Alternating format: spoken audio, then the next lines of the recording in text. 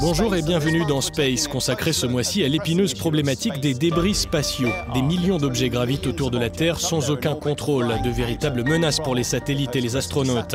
Alors que peut-on faire? Nous sommes aux Pays-Bas sur la base de l'ESA pour le découvrir. 8000 tonnes de débris errent dans l'espace, des morceaux de fusées des satellites en fin de vie ou des fragments d'équipements. Une pollution spatiale surveillée depuis la Terre. 29 000 objets de plus de 10 cm ont ainsi été recensés. Les débris plus petits se compteraient, eux, en dizaines de millions. De quoi démultiplier le risque de collision. Ce qu'il faut bien comprendre, c'est que même un petit débris, en raison de la vitesse à laquelle il progresse dans l'espace, peut faire exploser un satellite actif, par exemple. Et cette explosion va générer un nouveau nuage de débris. Donc tous les débris sont des menaces potentielles.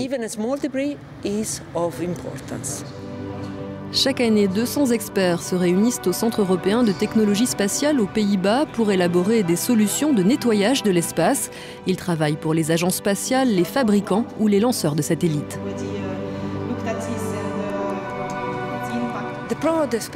Pour résoudre le problème des débris spatiaux, il faut agir sur deux axes. D'abord, il faut arrêter de polluer et ensuite, il faut ramasser les déchets, autrement dit, les débris. Pas facile de capturer des objets pouvant évoluer à 28 000 km/h. Mais les ingénieurs de l'Agence spatiale européenne ne manquent pas d'imagination. Ils mettent au point des techniques de récupération de ces déchets de l'espace dans le cadre de la mission de nettoyage ID Orbit. Ils prévoient notamment d'attraper d'anciens satellites grâce à un bras robotique. Nous utilisons une caméra montée sur le bras d'un petit robot pour reproduire le mouvement du satellite que nous voulons désorbiter, le satellite que nous voulons capturer. Une fois que nous sommes sûrs d'évoluer au même rythme que cet objet, un peu comme une danse autour de notre cible, sans la toucher, nous pouvons déployer le bras robotique qui va attraper l'anneau de lancement de l'ancien satellite. Et ensuite, on bloque notre prise pour diriger le satellite, le pousser à 2 mains, disons, et on le ramène ainsi vers la Terre pour destruction lors de sa rentrée atmosphérique ou dans le sud de l'océan Pacifique. Autre technique de capture développée dans le cadre du projet ID Orbit, le filet de pêche spatial.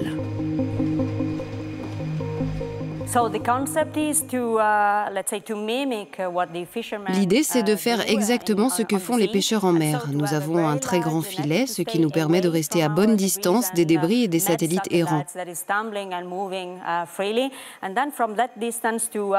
On le lance pour qu'il se déploie autour du vieux satellite et qu'il l'enveloppe. Ensuite, grâce au mouvement libre de l'objet, le filet va s'enrouler tout autour de lui. L'ancien satellite sera pris au piège et on pourra ainsi le déplacer dans l'espace, comme on le fait avec des poissons en mer. Pour l'instant, la mission ID Orbit reste au stade de projet faute de financement pour la lancer, alors que des millions d'euros de technologie risquent à chaque minute d'être pulvérisés dans l'espace suite à une collision. Et le risque est aussi réel pour les astronautes. La Station spatiale internationale doit régulièrement manœuvrer pour éviter les impacts avec des objets de plus de 10 cm. Pour les protéger, la structure de la station est transformée en armure et ses cloisons en côte de mailles modernes. Si un débris percute la station, il va perforer cette première couche, mais il va se désagréger lors de l'impact et créer un nuage de petits fragments qui sera absorbé par la deuxième couche composée de Nextel et de Kevlar pour éviter de perforer la strate d'après, celle de la partie pressurisée dans laquelle vivent les astronautes. Allumage UAP, décollage. De plus en plus de satellites sont lancés dans l'espace. Il y en aurait plus de 2000 actifs actuellement en orbite près de la Terre ou plus loin sur des positions géostationnaires. Une fois obsolètes, ils se transformeront à leur tour en débris.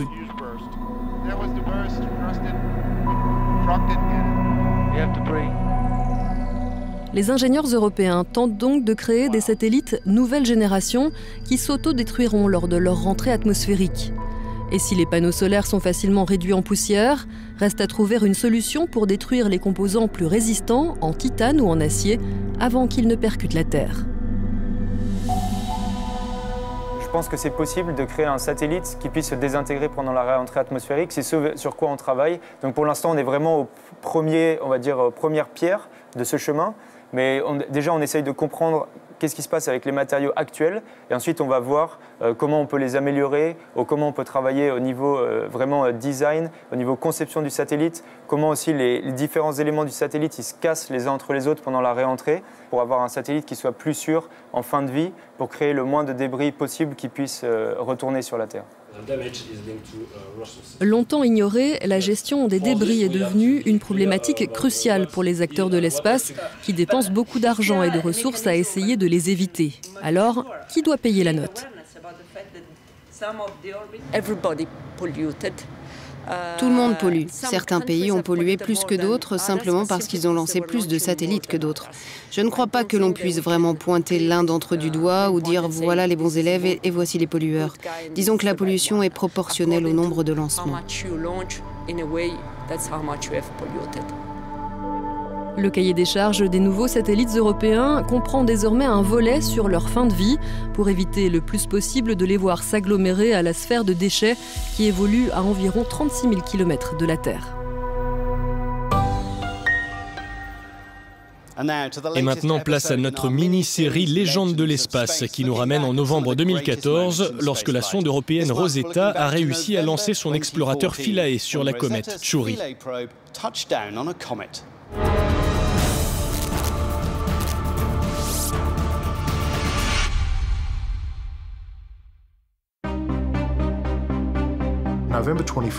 En novembre 2014, nous devions poser Philae sur la comète au terme d'une période de préparation très courte.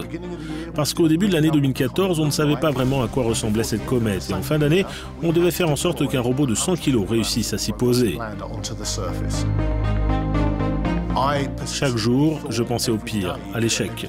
Le niveau de stress sur la mission Rosetta était extrêmement élevé.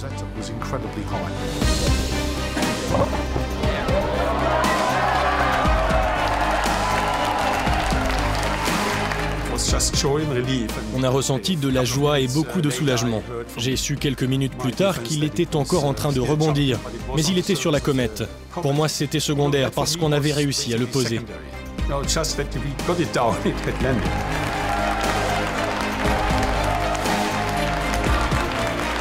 Ça a été un moment de joie extraordinaire, tout le monde s'embrassait, il n'y avait plus de galons, il n'y avait plus de hiérarchie politique, plus rien du tout.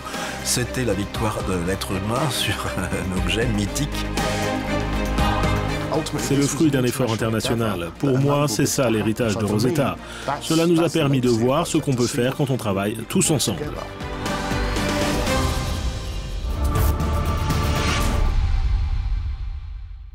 C'est la fin de votre magazine. Rendez-vous sur notre site web euronews.com pour regarder d'autres épisodes de Legends of Space et rester connecté avec ce qu'il se passe dans l'univers.